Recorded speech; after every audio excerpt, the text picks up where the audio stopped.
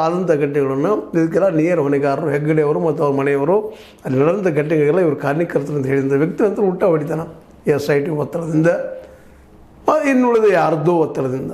ಯಾಕೆ ಮಾತನ್ನು ಹೇಳ್ತಾ ಇದ್ದೀನಪ್ಪ ಅಂತಂದರೆ ಇದು ಇವತ್ತು ನಿಜವಾಗಿ ಇವರೆಲ್ಲ ಆರೋಪ ಮಾಡೋದು ನೋಡಿದ್ರೆ ಇಷ್ಟೊಳಗೆ ಆ ದೊಡ್ಡ ಮನೆಯವರನ್ನು ಹೆಗ್ಗಡೆಯವರನ್ನು ಕರೆಸಿ ಎನ್ಕ್ವೈರಿ ಮಾಡ್ಬೇಕಾಯ್ತು. ತಪ್ಪಿತಸ್ಥರದಾರು ಇಲ್ಲೋ ಅದು ಬೇರೆ ಮಾತು. ಎನ್ಕ್ವೈರಿ ಆದರೂ ಮಾಡ್ಬೇಕಾಯ್ತಲ್ಲ ಇಲ್ಲಿವರೆಗೆ SIT ಯಾಕೆ ಮಾಡ್ತಾಯಿಲ್ಲ?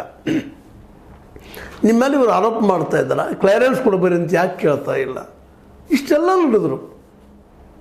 ಇಷ್ಟ ಏನಪ್ಪ ಹೆಣಗಳು ಹೂತು ಹಾಕಿದ್ದಾಗಿರ್ಬೋದು, ಮತ್ತೊಂದಾಗಿರ್ಬೋದು, ಇದೆಲ್ಲ ವಿಶ್ವ ಆಶ್ಚರ್ಯ ನೋಡ್ತಾ ಇದೆ. ಇಂಥ ಘಟನೆ ನಡೆದ್ರಲ್ಲಿ ಏನೂ ಆಗ್ತಾ ಇಲ್ಲಲ್ಲ, ಮಾಡಿದವ್ರು ಯಾರು ಸಿಗ್ತಾ ಇಲ್ಲ. ಇದು ಇಲ್ಲೇ ಕಾನೂನು ಏನು, ಇಲ್ಲಿ ಪೊಲೀಸರು ಏನು, ಇಲ್ಲಿ SIT ಏನು, ಇಲ್ಲೇ CBI ಏನು, COD ಏನು, ಇವೆಲ್ಲ ಇವತ್ತು ಪ್ರಶ್ನಾರ್ಹ ಚಿಹ್ನೆಗಳು ಉಳಿಸಿಕೊಂಡು ಕೂತ್ಬಿಟ್ಟಿದ್ದಾವೆ ಎಲ್ಲರೂ.